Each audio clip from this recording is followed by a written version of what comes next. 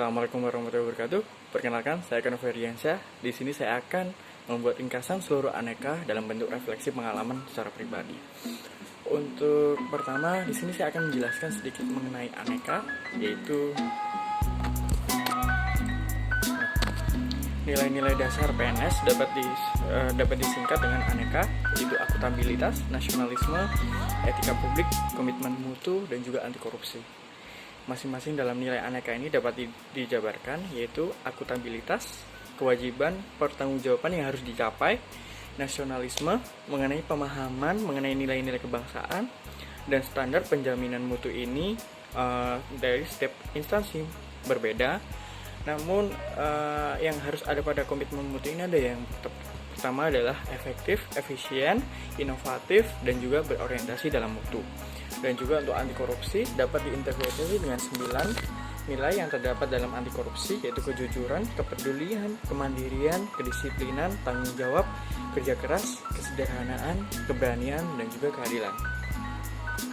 Untuk refleksi agenda 2 ini yang membuat saya teringat adalah ketika bagaimana kami berdiskusi dengan Pak Nendi mengenai apabila di dalam dunia bisnis yang perlu dibenahi terlebih dahulu aparatur sipilnya atau pelaku bisnisnya dulu.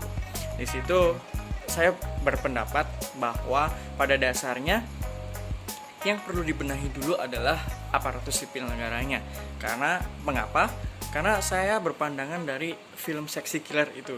Jadi di mana di film Sexy Killer tersebut di situ menjelaskan bahwa banyak sekali pemangku kepentingan di Republik Indonesia ini yang juga dia mempunyai kepemilikan saham di berbagai sektor pertambangan, yang mana di sini akan menimbulkan potensi konflik of interest. Jadi ketika dia mempunyai suatu saham dalam kepemilikan pertambangan, di lain sisi dia juga menjadi seorang pemangku kepentingan, pengambil kebijakan, dan itu akan mengganggu proses pengambilan kebijakan gitu, yang mana ini bisa berpotensi akan menguntungkan diri sendiri atau bisa berpotensi tidak mempertimbangkan kebutuhan khalayak umum seperti itu, sehingga hanya tendensinya tuh ada pada dirinya sendiri gitu, seperti itu. Sehingga menurut saya pribadi yang perlu dibenahi dulu adalah peraturan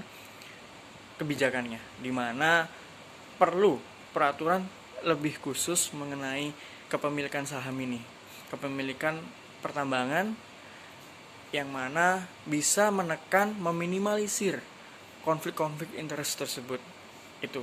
Namun pada kenyataannya ternyata menurut ahli, saya juga lupa ahlinya siapa, yang dikatakan oleh Pak Nendi, yaitu sebenarnya yang idealnya yang perlu dibenahi dulu adalah pelaku bisnisnya, seperti itu.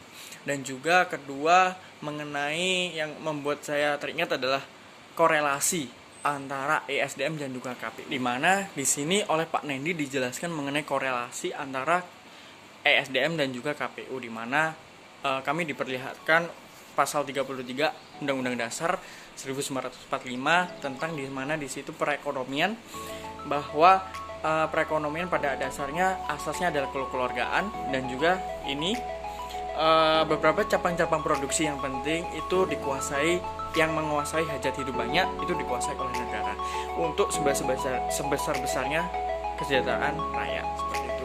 Dan juga KPU bekerja untuk rakyat, itu adalah berkesinambungan antara ESDM dan KPU.